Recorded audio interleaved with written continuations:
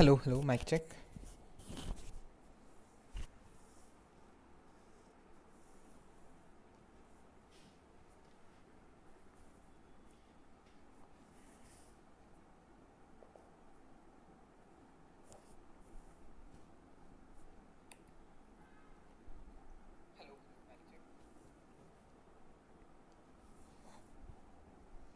चलिए स्टार्ट करते हैं।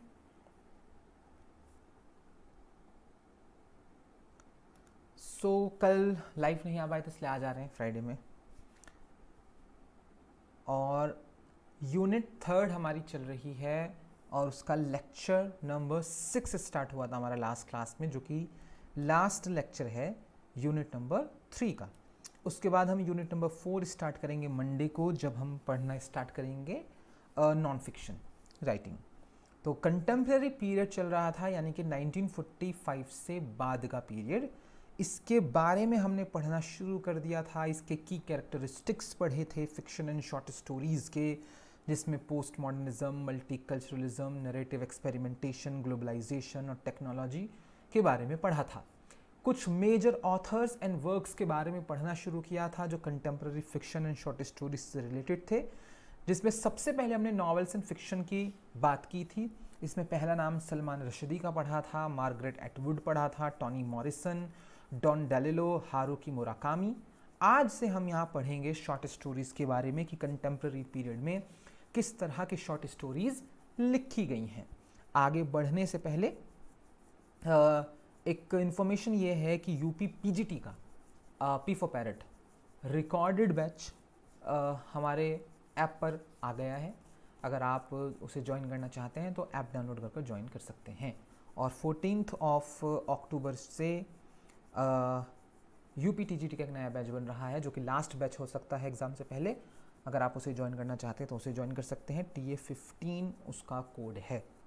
ठीक है, चलिए अब स्टार्ट करते हैं हम अपनी बात।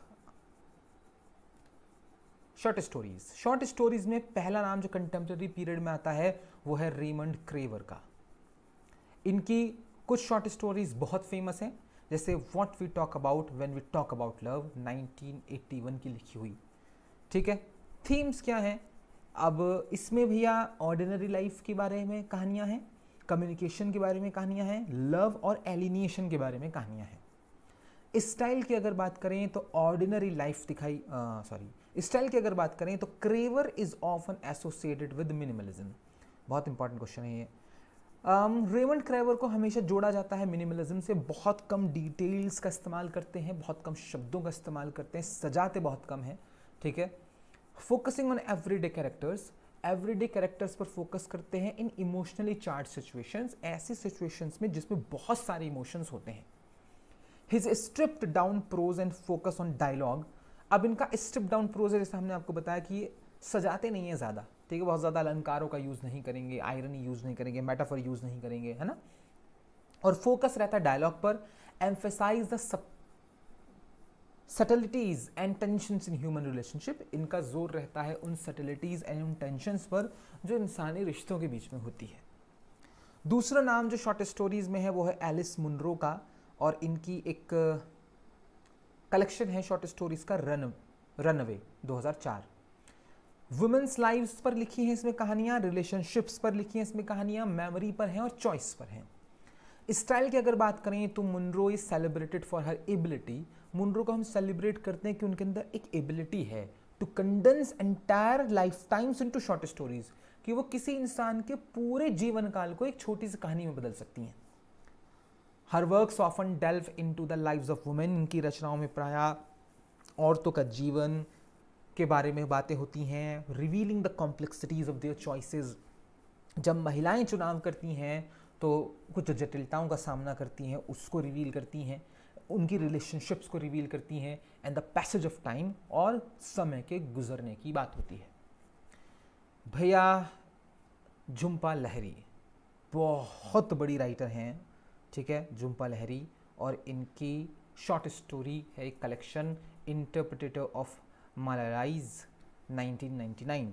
झुम्पा लाहिरी जी अभी पिछले हफ्ते बहुत ज़्यादा चर्चा में आई थी न्यूज़ में, क्योंकि इनको अवार्ड मिल रहा था, ठीक है, अमेरिका में, और उन्होंने ये लेने से मना कर दिया था क्योंकि जो इन्हें अवार्ड दे रही थी संस्था, उसने काफ़ा बांधने पर बैन लगाया था लाइब्रेरी के अंदर। और काफ़ा जो है वो एसोसिएटेड है गाज़ा के लोगों की रेवोल्यूशन से, ठीक है, तो इस वजह से इन्होंने कहा कि मैं नहीं आऊँगी अगर आप इस तरह के बैन्स लगाएंगे, लोगों की आवाज़ दबाने की कोशिश करेंगे। तो झुम्पा लाहिरी अभी 4-5 दिन पहले बहुत न्यूज़ में थी। तो इनकी क्या थीम्स हैं, किस पर लिखती हैं? ये इमिग्रेशन पर लिखती हैं, आइडेंटिटी पर लिखती हैं, कल्चरल डिसलोकेशन पर लिखती हैं और फैमिली पर लिखती हैं। स्टाइल की अगर बात करें तो Lahiri's collection of short stories explores the lives of Indian immigrants in America. इनका जो कलेक्शन ऑफ शॉर्ट स्टोरीज है, इसमें ऐसी कहानियां हैं, उन भारतीयों की कहानियां जो अमेरिका जाकर बस गए हैं। Balancing themes of cultural identity, कई थीम्स पर लिखती हैं जैसे कल्चरल आइडेंटिटी और पर्सनल रिलेशनशिप्स पर। हर writing is marked by emotional depth, इनकी राइटिंग में इमोशनल डेप्थ है और एक्यूट सेंसिटिविटी है इमिग्रेंट एक्सपीरियंस को लेकर। जब कोई व्यक्ति अपना देश छोड़कर किसी दूसरे देश में जाकर बसता है तो किस तरह की चीज़ों से उसका सामना होता है, वो झुम्पा लाहिरी अपनी कहानियों में बहुत अच्छे से उकेरती हैं। एक नाम जॉर्ज सॉन्डर्स का है, इनका एक कलेक्शन है 10 दिसंबर 2013 का। थीम्स की अगर बात करें तो मोरालिटी, क्लास, डिस्टोपिया और ह्यूमन काइंडनेस पर ये लिखते हैं। स्टाइल की बात करें तो Saunders blend satire with deep human empathy, ये सटायर का मिश्रण करते हैं गहरी इंसानी एम्पैथी से। His stories often feature surreal, इनकी कहानियों में कई बार सरियल और डिस्टोपियन सेटिंग्स होती हैं। But at there core they explore moral dilemmas, लेकिन इनके कोर में ये मोरल डिलेमास को एक्सप्लोर करते हैं, ठीक है, जो नैतिक उलझने हैं इंसानों की उसको एक्सप्लोर करते हैं। And the struggle for human decency in difficult circumstances, और विपरीत परिस्थितियों में, डिफिकल्ट सर्कमस्टांसेस में जो ह्यूमन डिसेंसी का संघर्ष होता है उसके बारे में ये बात करते हैं। देखो, इंसानी डिसेंसी जो है ना, सज्जनता, ह्यूमिलिटी, विनम्रता, वो डिफिकल्ट सर्कमस्टांस में पता लगती है। उस वक्त क्या रिएक्शन है किसी इंसान का, वहाँ पता लगा कि इंसान अच्छा नहीं अच्छा है, बाकी तो सभी अच्छे लगते हैं, ठीक है। तो असल इंसान के बारे में पता लगेगा उसके डिफिकल्ट सर्कमस्टांसेस पर। फ्लैंड्री ओकॉनर एक और नाम है और इनकी एक कलेक्शन है a good man is hard to find 1953। Themes ये सदर्न गॉथिक कहानियां हैं, मोरालिटी पर लिखी हैं, रिलीजन पर लिखी है, वायलेंस पर लिखी है।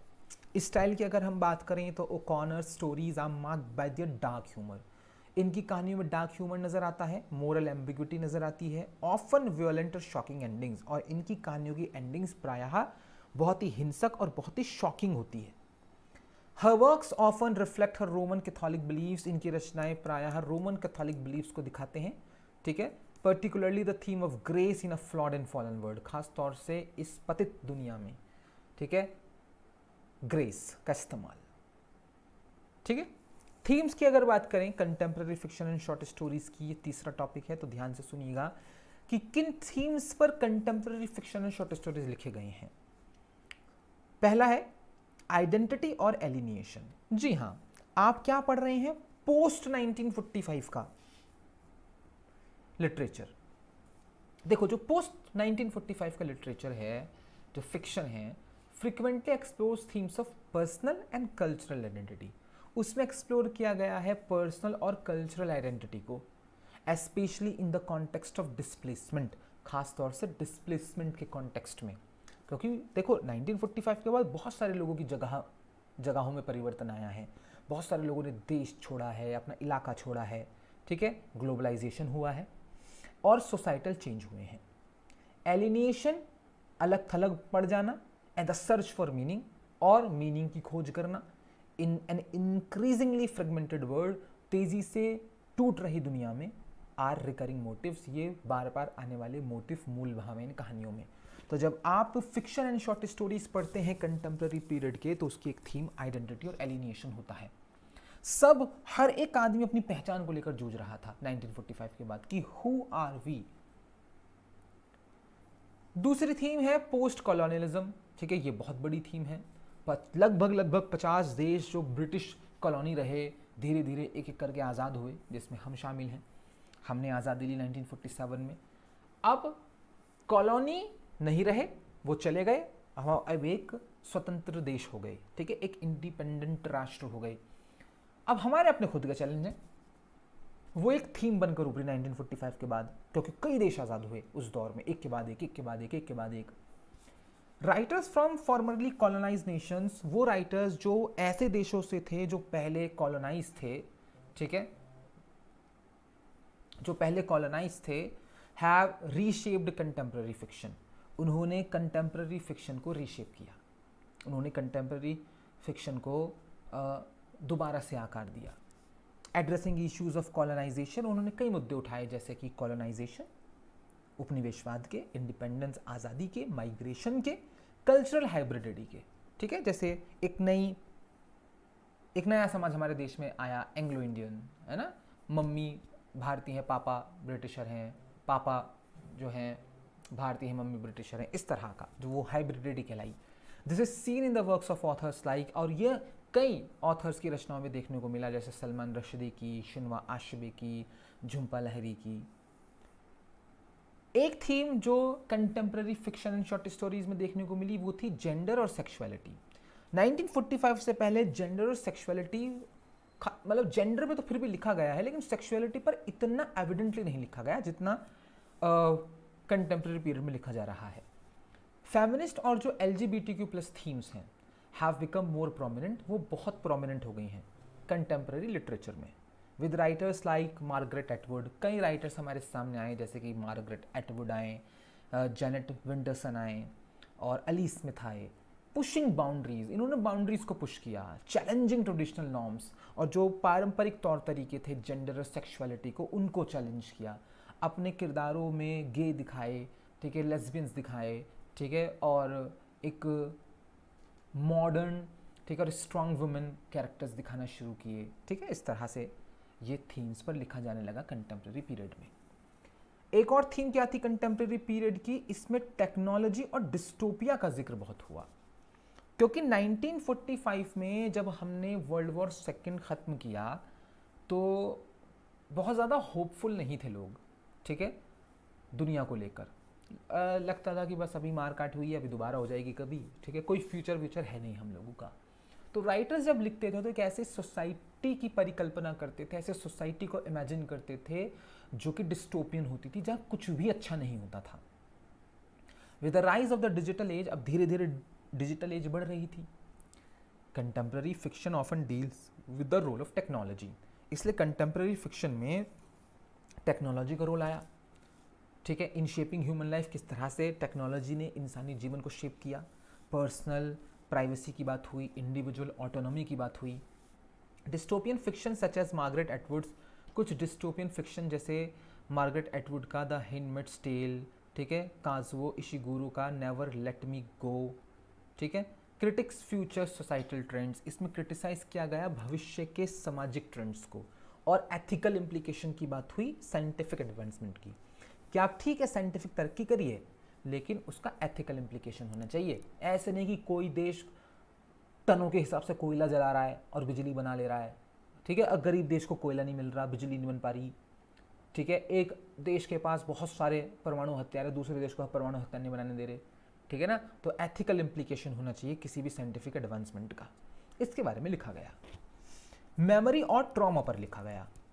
मैनी पोस्ट 1945 राइटर्स, 1945 के बाद के बहुत सारे राइटर्स, ठीक है, particularly those addressing the after math of world war second, खास तौर से वो जो वर्ल्ड वॉर सेकेंड के बाद के डिस्क्रिप्शन को लिख रहे थे, हॉलोकॉस्ट के बारे में लिख रहे थे और वेरियस सिविल वॉर्स के बारे में लिख रहे थे। Focus on how individuals and societies remember trauma, उन्होंने लिखा कि किस तरह से एक इंडिविजुअल व्यक्ति, किस तरह से कोई सोसाइटी ट्रॉमा को याद रखती है।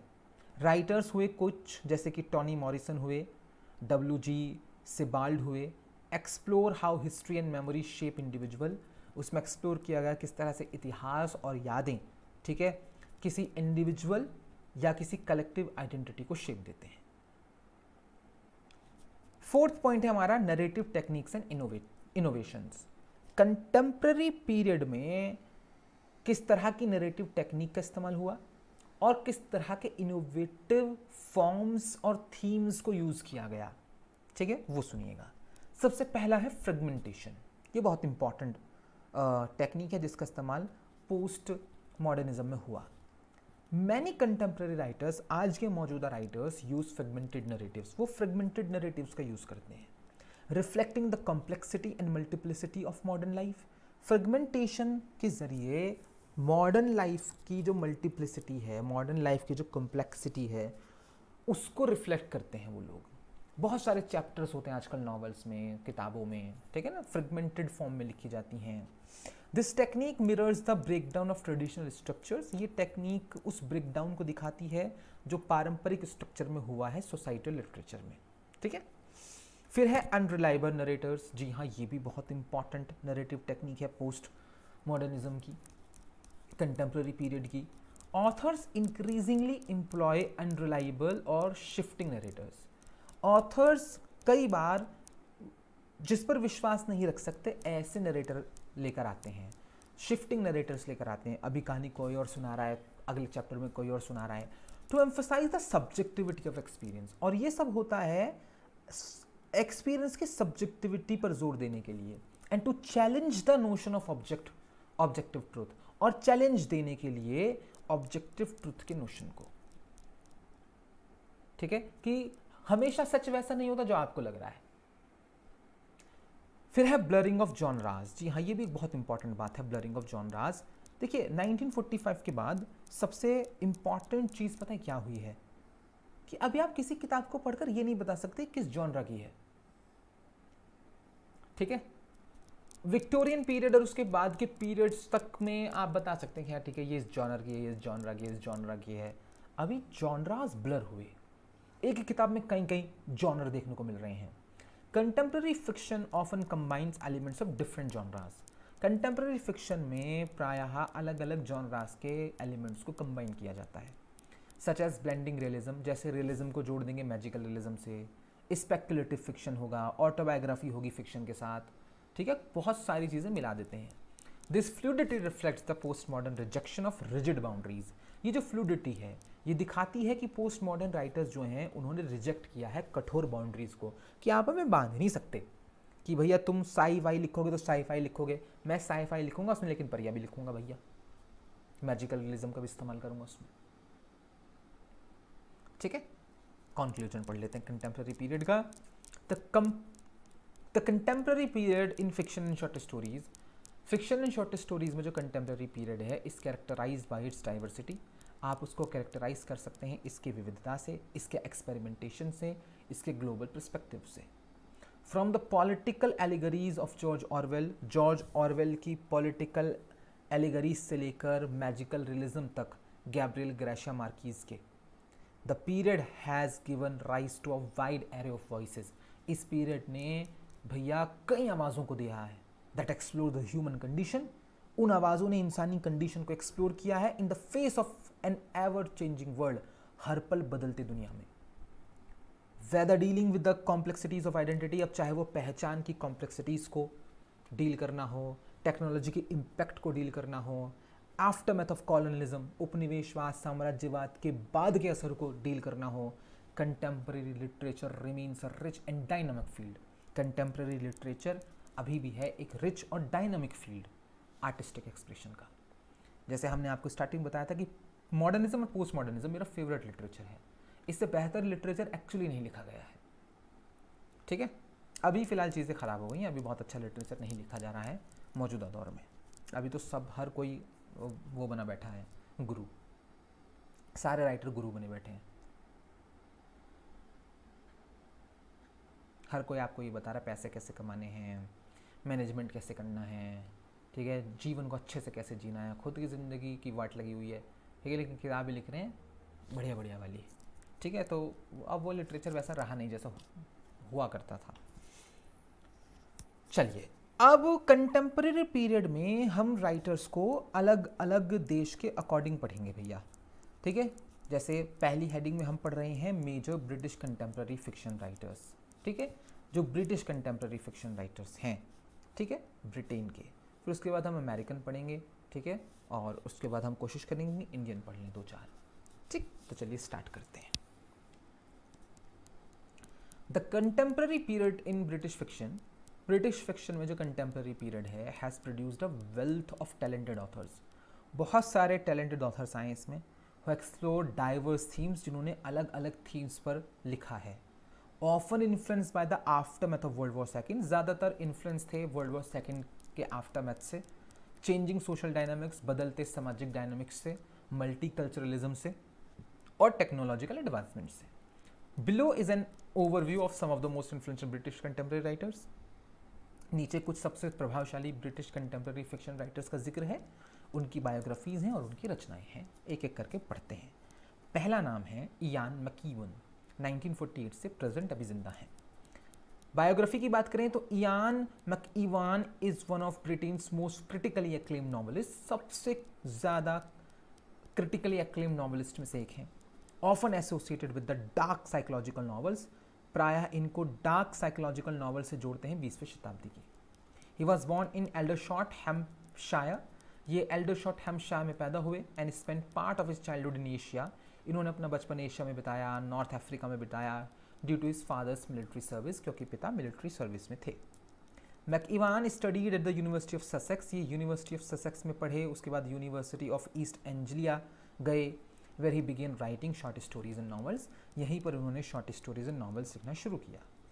His early work earned him the nickname, इनकी जो शुरुआती रचनाएं थी उनसे इन्हें एक निकनेम मिला, Ian Macabre, due to its often unsettling in dark themes, क्योंकि ये प्रायः डार्क थीम्स पर लिखते थे, बेचैन कर देने वाली थीम्स पर, इसीलिए मैकाबर कहा गया है इनको।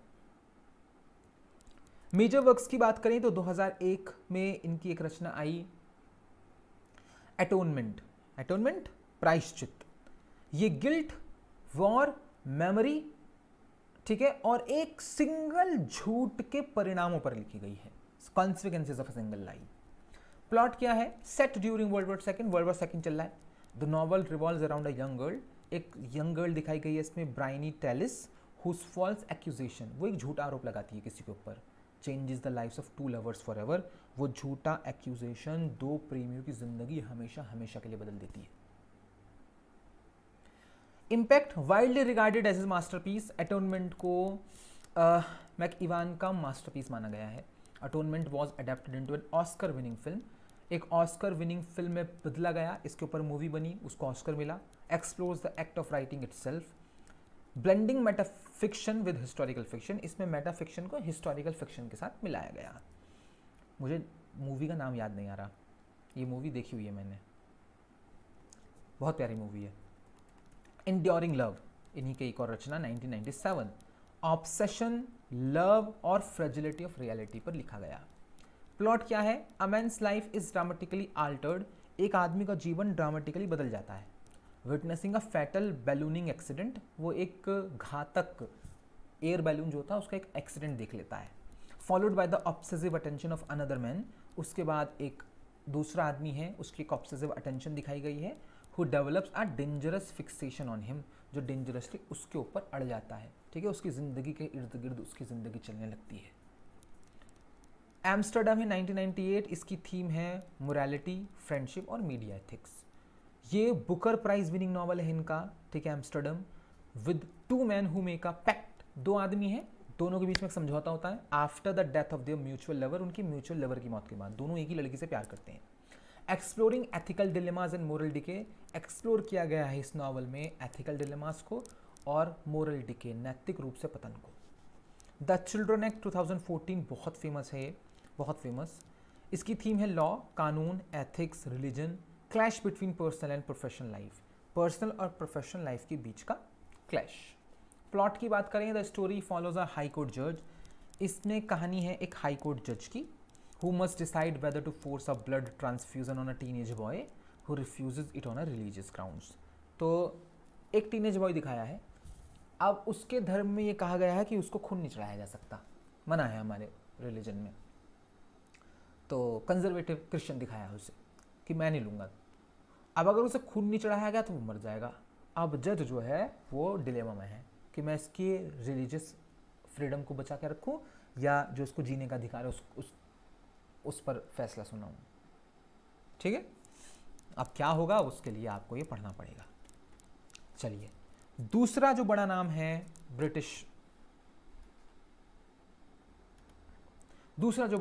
ब्रिटिश लिटरेचर में फिक्शन राइटिंग में, वो है काजुओ इशिगुरो का। 1954 में पैदा हुए और अभी भी जिंदा हैं। बायोग्राफी की बात करें तो Kazuo Ishiguro was born in Nagasaki Japan. ये नागासाकी जापान में पैदा हुए, लेकिन ये इंग्लैंड चले गए with his family at the age of 5 साल की उम्र में। ही ग्रू अप इन सरे, ये सरे में पले बड़े। Later studying at the university of Kent, बाद में यूनिवर्सिटी ऑफ कैंट में पढ़े, यूनिवर्सिटी ऑफ ईस्ट एंजिलिया में पढ़े। His writing often explores themes of memory, इनकी राइटिंग में अतीत की यादें, लॉस, पैसेज ऑफ टाइम, ठीक है, इस पर बातें होती थी। विद अंडरस्टेटेड मेलंकॉलिक प्रोज, ये बहुत ही अंडरस्टेटेड, ठीक है, और मेलंकॉलिक उदास प्रोज लिखा करते थे।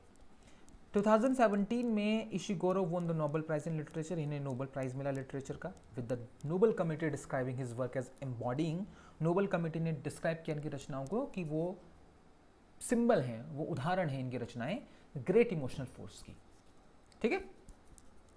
मेजर वर्क्स की अगर बात करें तो the remains of the day 1989, themes है memory, duty, loss and regret. Plot है the novel is narrated by Stevens, Stevens नाम का एक बंदा इसको नरेट कर रहा है। ये एक एजिंग इंग्लिश बटलर है, ठीक, खानसामा है, बूढ़ा, who reflects on his life of service, वो अपने जीवन को देख रहा है जैसे जैसे उसने सेवाएं दी हैं, and is missed opportunities for love, और किस तरह से उसने अवसर गंवाए हैं प्यार को लेकर during a post war trip across England. Impact की बात करें, winner of the Booker prize, इस नॉवल को बुकर प्राइज मिला। Adapted into a highly successful film, movie बनी, बहुत सफल हुई। The remains of the day explores the tension between personal fulfilment, इसमें टेंशन दिखाई गई है, एक तरफ अपनी पर्सनल संतुष्टि है, दूसरी तरफ प्रोफेशनल ड्यूटी है। नेवर लेट मी गो है इनकी एक नॉवल, बहुत ही फेमस है, 2005 में आई थी। साइंस के एथिक्स, क्लोनिंग, आइडेंटिटी और एग्जिस्टेंशियलिज्म इसकी थीम्स हैं। प्लॉट की अगर बात करें तो एक डिस्टोपियन वर्ल्ड में सेट है।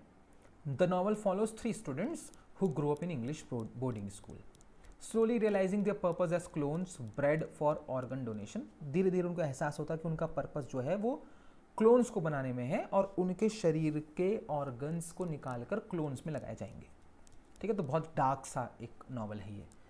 A meditation on the ethics of human life, इसका इम्पैक्ट ये हुआ कि एक मेडिटेशन है इंसानी जीवन के एथिक्स पर और साइंटिफिक प्रोग्रेस पर।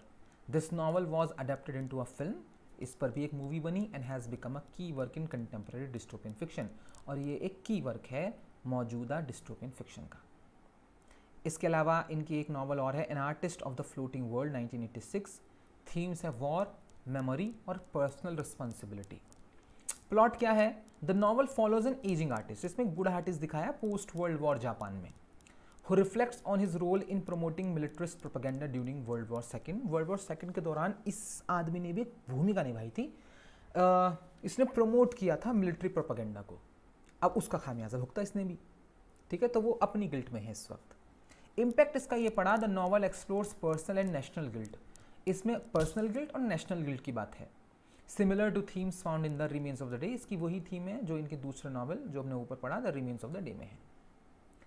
तीसरे ब्रिटिश जो राइटर हैं वो है जेडी स्मिथ, इनके बारे में हम मंडे को पढ़ेंगे। आज की क्लास इतनी ही रखते हैं।